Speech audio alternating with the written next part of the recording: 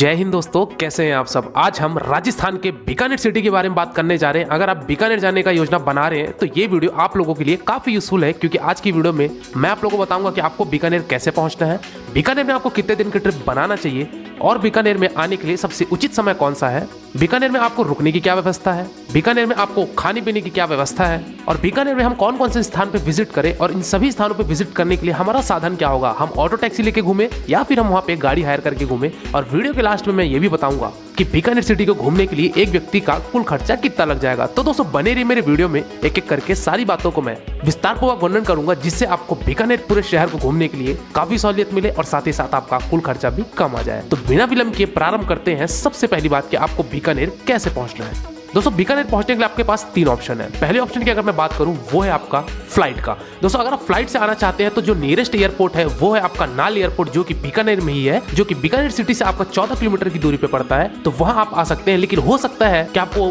Direct flight नाल तक के लिए ना मिले, क्योंकि नाल एयरपोर्ट तक आपको ज्यादा फ्लाइटों का परिचालन देखने को नहीं मिलेगा। तो फिर आप आ सकते हैं जयपुर के एयरपोर्ट या फिर आप आ सकते हैं जोधपुर के एयरपोर्ट। तो दोस्तों अगर आप फ्लाइट से आना चाहते हैं तो आप इन सभी एयरपोर्ट पर आप अपनी डायरेक्ट फ्लाइट देख सकते हैं। अगर अवेलेबल है तो वेल एंड गुड, अदरवाइज आप जोधपुर या फिर जयपुर आकर भी बीकानेर बाई रोड के माध्यम से पहुंच सकते हैं।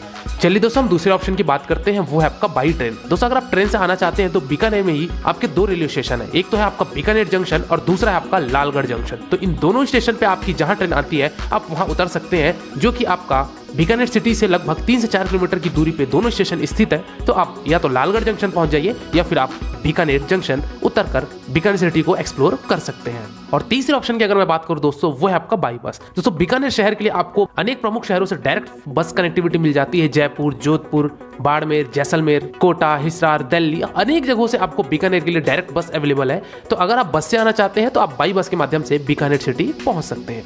चलिए दोस्तों अगली बात करते हैं, हम बीकानेर पहुंच चुके हैं और हमको बीकानेर में कहां स्टे लेना चाहिए और हमको कितने दिन की ट्रिप बनाना चाहिए। दोस्तों बीकानेर में आपको स्टे लेने के लिए आपके पास दो ऑप्शन है। एक तो आप रुक सकते हैं वहां पे कोट बाजार के आसपास, यानी कि बीकानेर रेलवे स्टेशन के आप जब बाहर आएंगे तो वहां पे आपको कोट बाजार मिलेगा, जो कि काफी बड़ा है। तो उस कोट बाजार के आसपास आप कहीं भी अपना होटल ले सकते हैं। आपको होटल की जो कॉस्ट है दोस्तों वो आपके 500 रुपए, 600 रुपए से स्टार्ट होकर आपके 1000, 1500, 2000 तक के अलग अलग रेंज में आपको होटल्स अवेलेबल हो जाएंगे। तो आपका जो बजट है उस हिसाब से आप अपना वहां स्टे बना सकते हैं। चलिए दोस्तों अगली बात करते हैं कि हमको बीकानेर में कितने दिन की ट्रिप बनाना चाहिए। तो दोस्तों बीकानेर को एक्सप्लोर करने के लिए आपके लिए 2 दिन पर्याप्त है। 2 दिन में आप बीकानेर के सभी प्रमुख स्थानों को घूम लेंगे।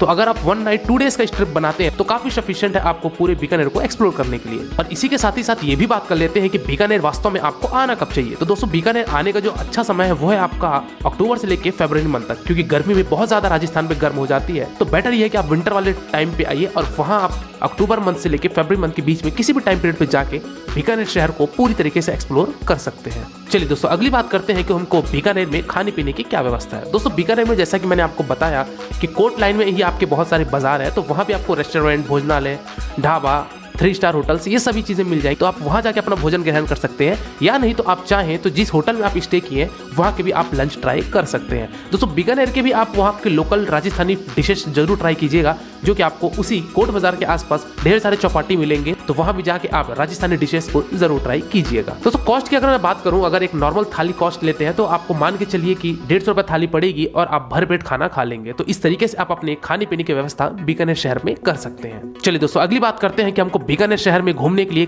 कौन कौन से स्थान पे विजिट करना है और हमारा साधन क्या होगा। दोस्तों बीकानेर में डे 1 और डे 2 करके मैं आइटनरी आपको बता रहा हूं। डे 1 में आप जा सकते हैं बीकानेर का सबसे प्रसिद्ध फोर्ट, जिसको बोला जाता है जूनागढ़ फोर्ट। दोस्तों इस जूनागढ़ फोर्ट में आपको लगभग 2 से 2.5 घंटे लगेंगे पूरा एक्सप्लोर करने के लिए, क्योंकि काफी बड़ा ये फोर्ट है। यहाँ की वास्तुकला, यहाँ की आपकी नक्काशी और यहाँ के अंदर की जो भी म्यूजियम्स है, ये सभी चीजें घूमने में आपको लगभग 2 से 2.5 घंटा या फिर हो सकता है कि 3 घंटे भी लग जाए। तो आप जूनागढ़ फोर्ट में जाइए, यहाँ की कलाकृति को, यहाँ के शाही इतिहास को आप जानिए और पूरे जूनागढ़ फोर्ट को घूमिए, वहाँ एक्सप्लोर कीजिए। अगर आप वहाँ कुछ लोकल फूड ट्राई करना चाहते हैं तो आपको उस फोर्ट के अंदर स्टॉल भी मिलेंगे, तो आप वो भी ट्राई कर सकते हैं। चलिए दोस्तों अगले स्थान की बात करते हैं हम, वो है आपका रामपुरिया हवेली। दोस्तों बीकानेर में ही आपका एक रामपुरिया हवेली है, वहाँ भी जाइए। यहाँ की हवेली आप कलाकृति देखिए, यहाँ के राजाओं का निवास स्थल देखिए, किस तरीके से यहाँ की ये हवेली बनाई गई है और कैसे शाही राजाओं का यहाँ पे जीवन व्यतीत होता था। तो ये भी आप जाइए, जिसको कहा जाता है रामपुरिया हवेली।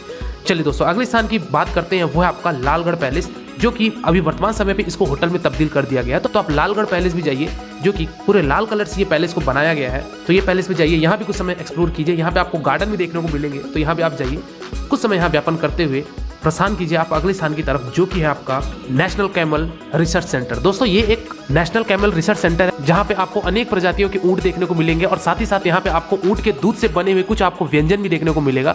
तो आप यहाँ जाइए, जो कि बोला जाता है नेशनल कैमल रिसर्च सेंटर, और यहाँ पे अनेक आधुनिक तरीके से कैमल के ऊपर कुछ ना कुछ रिसर्च किया जाता है और आपको काफ़ी कुछ सीखने को मिलेगा इस रिसर्च सेंटर में जाके। तो आप ज़रूर यहाँ पे विजिट कीजिए। यहाँ की एंट्री फीस दोस्तों 100 रुपये होती है, तो आप 100 रुपये देकर आप नेशनल कैमल रिसर्च सेंटर में जाके अच्छी तरीके से इसको भी घूम सकते हैं। तो दोस्तों ये था आपका डे नंबर 1 का आइटनरी। अब अगले दिन आपको प्रस्थान करना है। सबसे पहले जाना है करणी माता का मंदिर, जो कि बीकानेर का सबसे प्रसिद्ध मंदिर है और नवरात्रि के समय पे इस माता के मंदिर में काफी ज्यादा क्राउड होती है। तो दोस्तों आप करणी माता के दर्शन कीजिए, जो कि दुर्गा माता की अवतार है। तो आप यहाँ जाइए, यहाँ मत्थे टेकिए, माता के दर्शन कीजिए और प्रस्थान कीजिए आप अगले स्थान की तरफ, जो कि है आपका वैष्णो धाम। दोस्तों यहाँ पे एक वैष्णो धाम भी है, तो यहाँ भी जाइए, यहाँ भी आप दर्शन कीजिए। और भी आपको बीकानेर में अनेक छोटे छोटे पॉइंट्स है, तो आप वहाँ भी विजिट कर सकते हैं, जिसमें से पहला आपका आता है जैन मंदिर, दूसरा आपका आता है लक्ष्मीनाथ मंदिर, जो कि इस मंदिर में आपको चांदी की कारीगरी देखने को मिलेगी, जो कि बेहद शानदार है। तो यहाँ भी आप जाकर कुछ समय व्यतीत कीजिए, लक्ष्मीनाथ मंदिर में दर्शन कीजिए। और अगर आप बीकानेर आए हैं और अगर आप डेजर्ट सफारी करना चाहते हैं, ऊँटों की सवारी करना चाहते हैं, तो यहाँ के आप डेजर्ट सफारी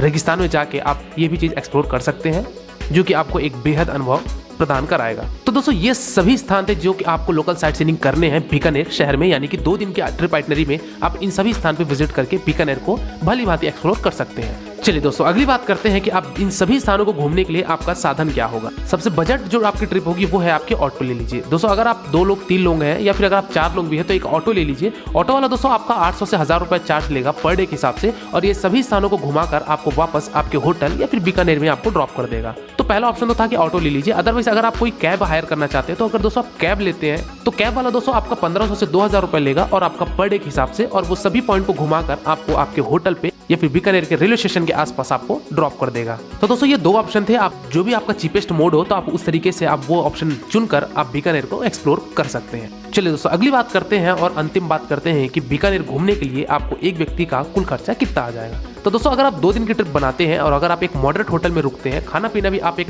नॉमिनल बजट में करते हैं, तो मान के चलिए कि एक व्यक्ति का जो कुल खर्चा है वो आपका लगभग 3000 से 3500 रुपए में आप पूरे बीकानेर को अच्छी तरीके से एक्सप्लोर कर लेंगे। और साथ ही साथ यहाँ पे जो भी आप लोकल फूड के डिश ट्राई करेंगे वो भी इस कॉस्ट में इंक्लूड है। दोस्तों इस फेयर में मैंने किसी भी तरीके आपकी ट्रेन की टिकट, फ्लाइट की टिकट और आपके जो भी शॉपिंग करेंगे उसके फेयर को मैंने यहाँ पे इंक्लूड नहीं किया है। इस फेयर में मैंने केवल और केवल आपके होटल के खर्चे, खाने पीने के खर्चे और आपके कन्वीनियंस के खर्चे और साथ ही साथ जो भी आप लोकल फूड डिश वहाँ पे ट्राई करेंगे, इन सब के खर्चों को ऐड किया जाए तो मान के चलिए कि एक व्यक्ति का 3000 से 3500 रुपए आएगा और आप बीकानेर शहर को पूरी तरीके से एक्सप्लोर कर लेंगे। तो दोस्तों ये था बीकानेर यात्रा का संपूर्ण वर्णन। इसके बाद अगर आपके मन में कोई विचार है या फिर अगर आपके मन में कोई क्वेश्चन है तो आप मेरे इंस्टाग्राम आईडी यात्रावास में विजिट करके जो भी आपके प्रश्न है वो मुझसे पूछिए।